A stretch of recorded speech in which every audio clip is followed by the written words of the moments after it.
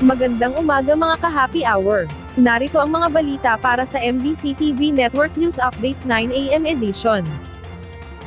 PNP, isinagawang rescue operation sa dinukot na 14 years old na Chinese national Lehitimo.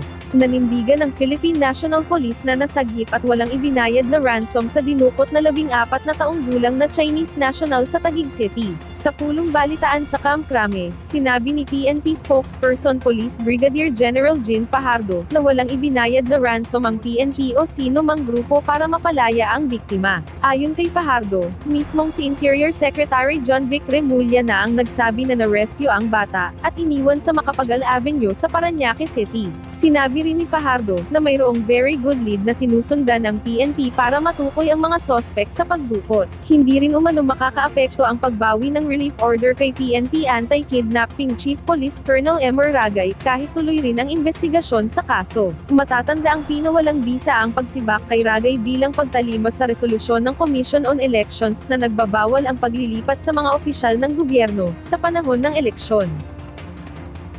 Sa iba pang balita, MSRP sa mga imported premium rice, balak ibaba sa 45 pesos per kilo pagdating ng March 31. Balak ngayon ng Department of Agriculture na ibaba na sa 45 pesos per kilo ang maximum suggested retail price ng mga imported premium price sa mga pamilihan sa katapusan ng Marso. Ayon kay Agriculture Secretary Francisco Chu Laurel Jr., nararamdaman ngayon ang pagbaba ng world prices at ang paglakas ng piso, kaya naman inaasahan ng departamento na magtutuloy-tuloy ito. Paliwanag ng kalihim, kung magpapatuloy ang pagbaba ng presyo ng mga world prices, maaari nang ibaba pa sa mas mababa sa kasalukuyang 49 pesos per kilo ang presyo ng mga imported premium price sa mga pamilihan. Samantala, inanunsyo naman ng kalihim na dahil dito, mas posible na ang pagbaba ng mga presyo ng bigas sa 45 pesos per kilo, bilang itatalagang maximum suggested retail price ng mga ito pagdating ng March 31. Sa ngayon, ay nagpapatuloy naman ang pag-arangkada ng distribusyon ng mga buffer stock mula sa National Food Authority, bilang bahagi pa rin ng pag-aanunsyo ng Food Security Emergency for Rice.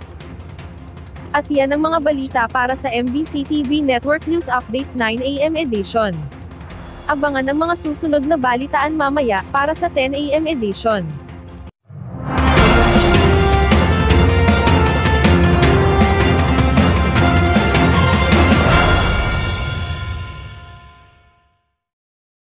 Mga ka-happy hour, kung gusto mong manood ang mga balita sa MBC TV Network News Update, mag-subscribe sa aming YouTube channel, i-like ang aming Facebook page, at i-follow sa aming TikTok account.